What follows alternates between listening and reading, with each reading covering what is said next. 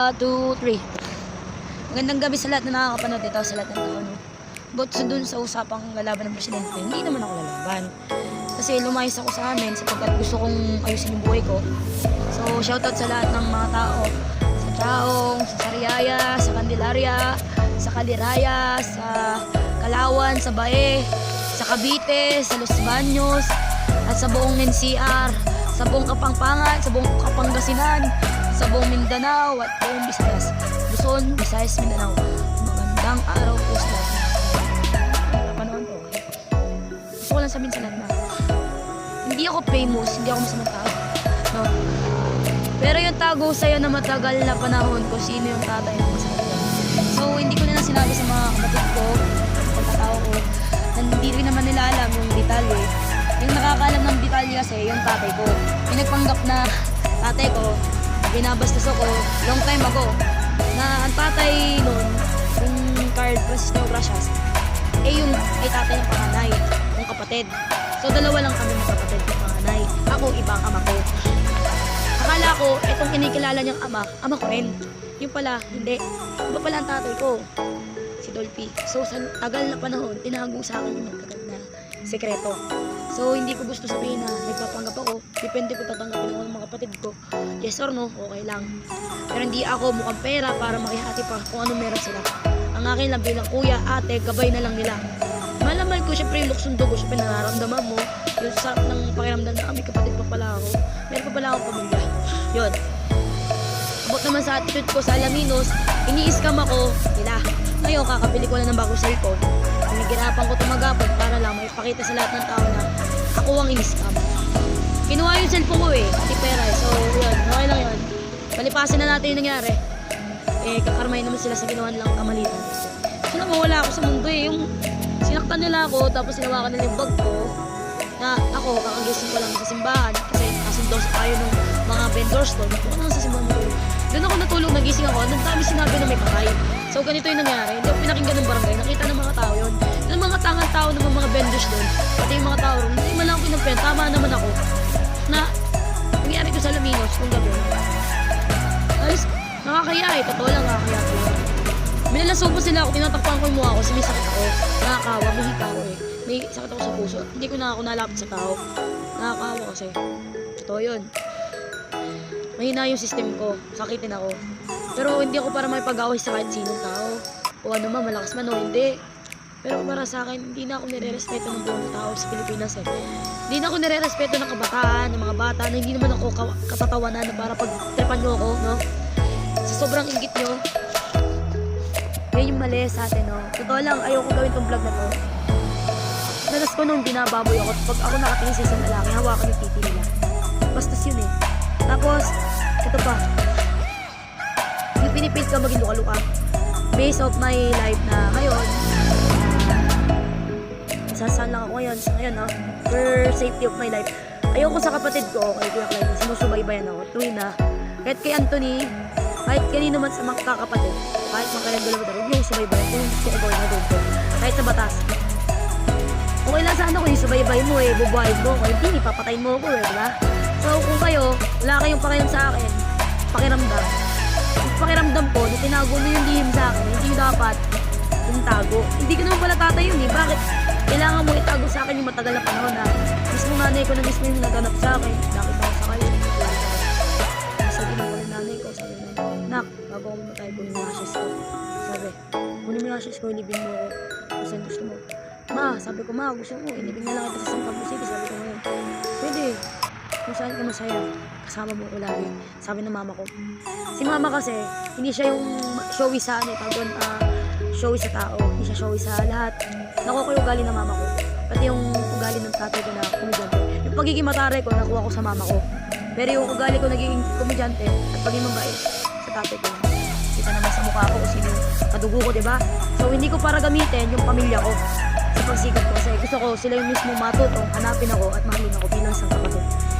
Hindi sabihin na magaling ako, nagpapanggap ako. So, ang daming naiinggit, ang daming nagtatanong kung bakit nga ba, paano ka naging kapatid, paano ka naging kadugo. Ganito yun. Nilihim ko na itong matagal na panahon na. Kasi, iniimbestigahan ko talaga ako sa tatay ko. Talagang hinahanap ko yung detalye kung sino talaga yung ama ko. Kasi tatlo yung ama ko eh.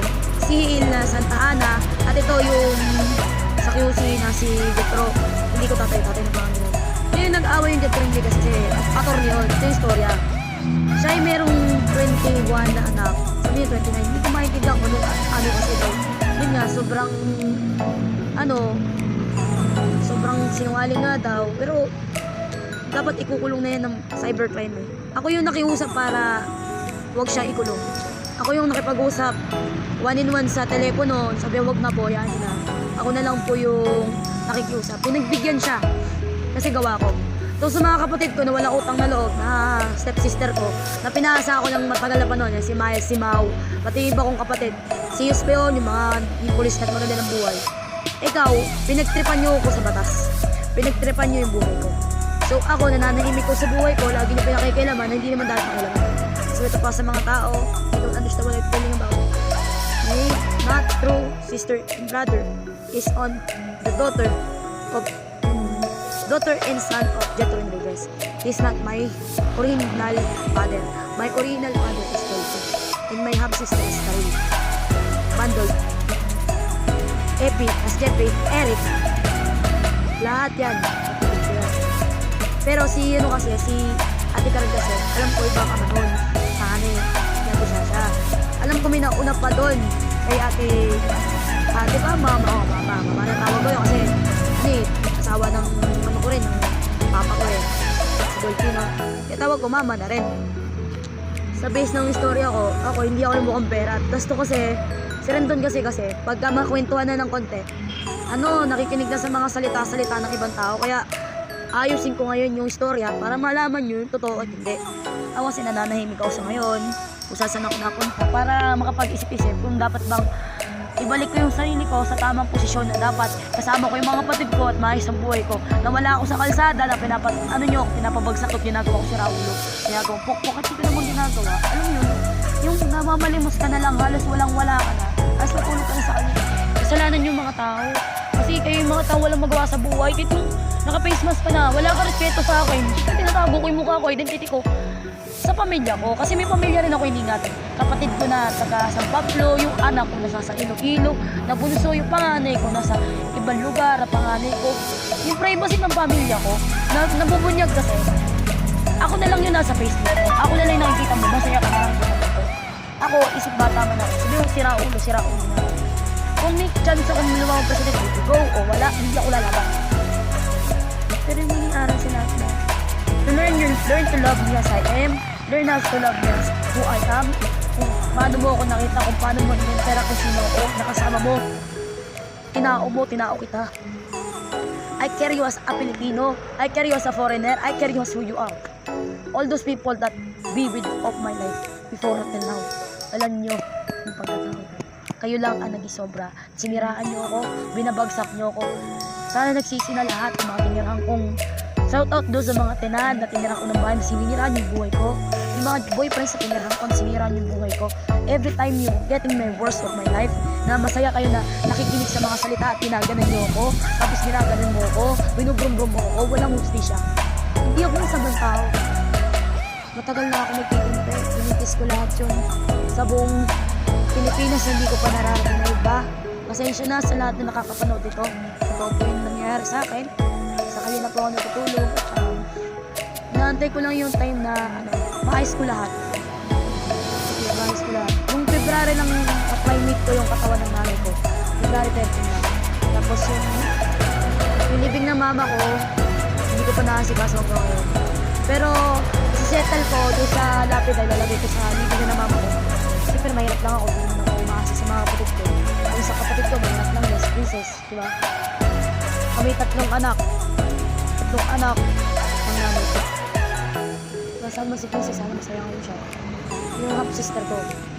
Iba naman ang kama nun. Iba naman ang tatay nun. Seaman ng tatay nun. Yun, kasi tatlo lang kami sa magkakapatid. Kasi itong isa, kuya ko, yun ang anak. Kasi third Presideo Gracias, yun ang anak. Yun ang kuya nila. Yan ang gustong-gusto ng kuya Clyde ko, kuya Junior ko, kasi pinalaki rin nila yun. Kaya pala lagi nila ako inaapin, Nietzsche Bureche. Ginagawa nilang kawawa, kasi alam nila kung sinong ama ko. alam nila yung totoo. Yung ba yung totoo? Ang sakit eh. Yung parang sumabog yung mundo mo. Ito pala yung kapatid ko. Ito pala yung tatay ko. Kaya pala yung luksong dugo. Ang dami yung gusto naman wag na yung luksong dugo. Yung ikaw. Kasi layo ng ugali ko. Kasi ugali ng lalaki nun. Hindi, pero hindi ko nararamdaman yung lukso ng tatay. Yung lukso ng libog yung nararamdaman ko sa halip na nun. Yung lukso ng dugo na pinang isang anak. Tapos pinakabunso pa ako. Yung sabit ka na bakit yung mga kapatid mo. Yung sabit ka na mayakap sila. Nakita sila. Tapos makikita mo yung kapatid mo, yung sister mo, siya. Yung kapatid mo.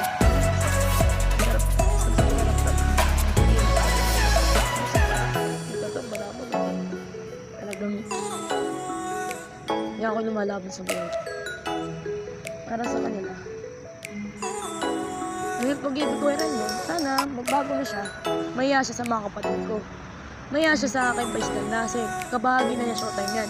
Ibig sabihin, kapatid na yan namin. Kapatid ni Karil, kapatid ng lahat. Curtis, lahat ni Kuya Bong Bago. Lahat yan, kapatid. Mahiya siya sa ginagawa niya sa akin. Ano ginawa ko? Kung talagang mahal mo ako, pipili ka kung totoo nagmamahal sa'yo. Nag-aalala sa'yo. Kung mahal mo ako, Clyde, Junior, Anthony, hindi ka ayaw mo sa amin kasi nakamahal ka na sa amin. Lahat kayo, alam nyo sa sarili nyo yung tama. Hiling ko lang kina Rachel at kaya Bebe, no? Kung ayaw nyo na sa amin, lumayo na lang kayo. Kasi kung ganun naman kayo rin, di ba? Sa pamilya. Kasi sakit na ginagawa niyo sa inyong mga minamahal eh. Kaya ko, kapatid ko, guys, pinadala ko pili ng babae. Proud ako na barlay ako. Proud ako na lumakay ako ng bahay. Pinala ko ng bahay. Kahit matikas yung ulo, hindi ako nakakumpon siya sabi ng iba. Kasi, yung buhay natin, dapat ating gampanan, tinatao. We learn how to learn about ourselves to be as a person in our life. I am not a rich person. I provided as I am. I provided you don't know who I am. But I provided you to listen to what I said. I know you don't understand as a Filipino what I'm telling about my country, about my friends. How many views this, I don't care. But I care who's my sister's brother. And I'm proud that I am Quezon. And my true name is Stephanie Rose Quezon. And happy that I'm part of my sister's brothers. Mabilis ka ba naman yun? Kasi kung hindi mo tatay yun, hindi magpaparamdam sa'yo, hindi magpapakita sa panaginip mo, hindi kayo pupusya sa bagay para lang nakita sila. Kasi mararamdaman mo yung yakap. Hindi ko naranasan yun eh. Hindi ko nadama yung nirespeto ko. Minahal ako. Yan. Ito.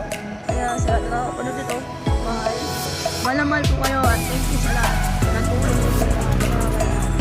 Kaya sa lahat ng hindi ko pa napupunta sa buong Pilipinas, ito po ako si Stephanie Barleta. Tapos si Stephanie Rose Quezon. Wala akong birth certificate eh. Pero kung kukunin ako ng pamilya ko, at may bahagi ako ng Quezon, tatanggapin ko kasi kapatid ko naman sila eh. Kadugo ko sila. So, antayin ko yung ato nila kasi sila yung mga kuya ko. Sila yung mga ate ko. Kung meron man maging mama ako, kasi wala na yung mama ko talaga. Mamatay. Mama ko, titagay ko sa hindi ako nakadalaw sila ng pera kasi ang iba ko.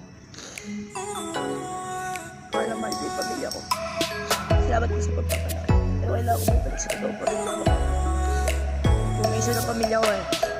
So kailangan ko bumalik sa pamilya ko. Sino sila? Sila yung pamilya ko. Sila yung kapatid ko. Kailangan ko mabalik. Bahala na Diyos. Ano natin no?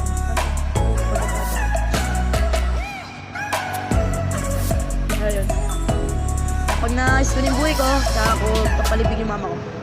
Maraming salamat sa lahat ng suporta nyo. Danit!